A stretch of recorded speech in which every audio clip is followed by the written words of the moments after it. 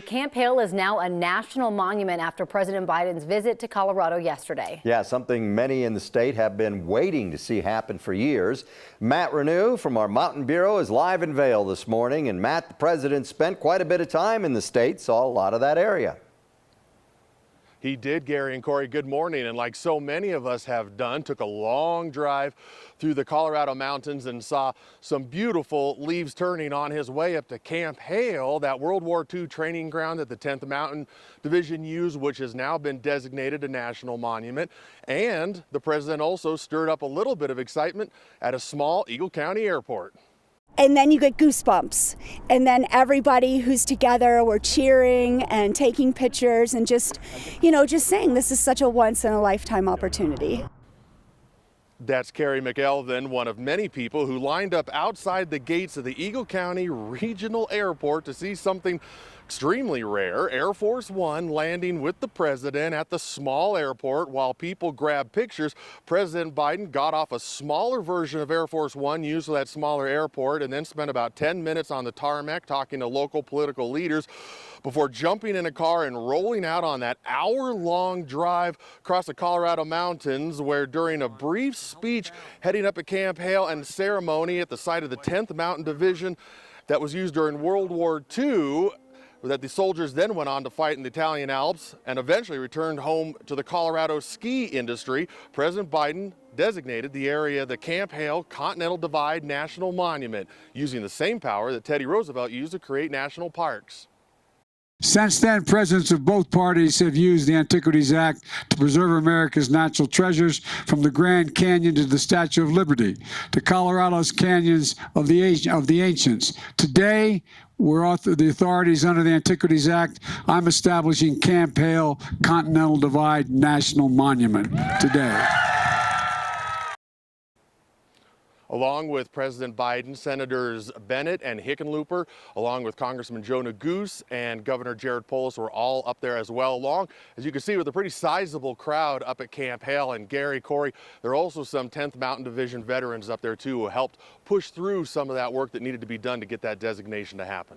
Such a special day for those veterans. I mean, they've been waiting for this for years, some of them for decades. Yeah, it's been 20 years at least that people have been wanting to see this happen. Recently, it's starting to gain a lot of momentum. Obviously, it just happened, but a lot of people waiting a long time to see this happen. So you're right, Gary. That was a special day for some folks. Yeah. Yep. All right. Great. Matt, thanks. Appreciate it. Happening today on Capitol Hill, the White House committee investigating the January 6th insurrection at the Capitol will hold its 9th public hearing this afternoon. And it is expected to be the final public hearing. NBC's Bree Jackson gives us a preview of what to expect. A stark warning about the January 6th attack at the U.S. Capitol. 1/6 was not a single day in history. The precious nature and the precarious nature of our democracy is still hangs in the balance. The House committee investigating the deadly insurrection holds what's expected to be their final public hearing this afternoon. So far, they've conducted more than 1,000 interviews with 100 known subpoenas sent. Today's hearing is expected to feature more surveillance video, new evidence, including Secret Service records and testimony. We've been able to fill in gaps that maybe were things we suspected but didn't fully know. Documentary footage of Trump ally Roger Stone will also be featured, tracking his activity leading up to the attack. The voting, let's get right to the violence. Committee members want to show links between far-right extremist groups and Trump allies. This egregious assault on our democracy. The committee also plans to hammer home its case that former President Trump played a central role in inciting rioters, who in turn stormed the U.S. Capitol, inflicting violence on the officers protecting it. The Select Committee, I think, has done an outstanding job. I think he needs to be held accountable. Trump calls the hearings an attempt by critics to stop him from running again. No other president has ever been treated like this.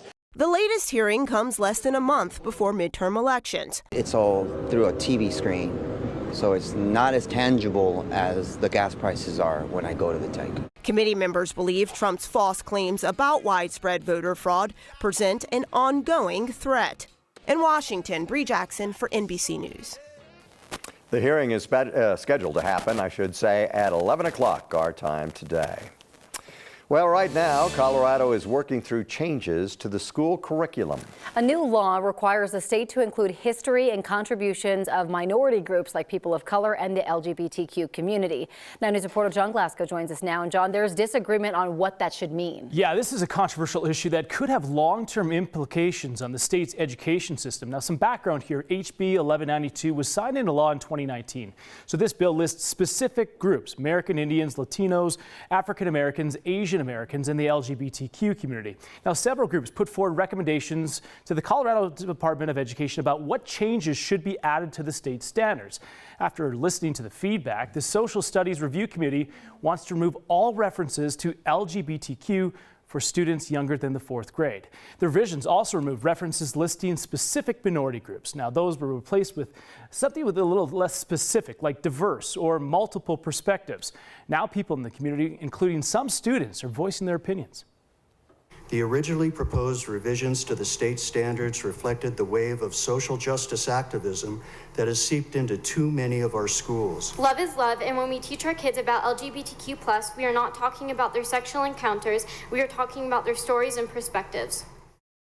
So the state's Board of Education won't vote on the minority groups and history and contribution standards until later this year. Now, the vote will likely happen in November before the new board is seated. But this has been just all of the public comment I was listening to this morning. I mean, you're hearing all different perspectives from, from parents to some of the politicians that put forward some of these recommendations.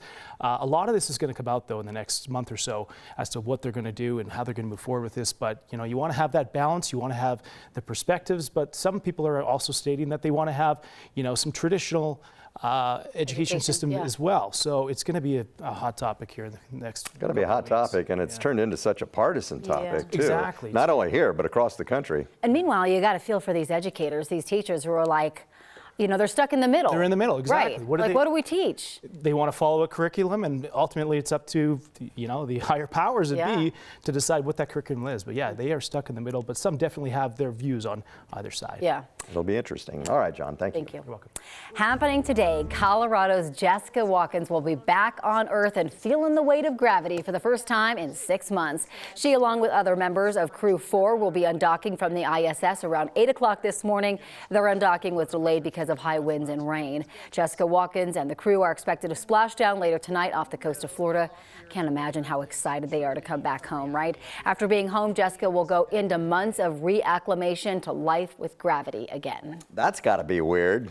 Getting back down into gravity, it's like, whoa, I can't float anymore. Right. And they usually, they grow in space because there's no gravity, and they come back down and they shrink back down. A little bit. Yeah. Well, I'm shrinking, and I've never even been to space.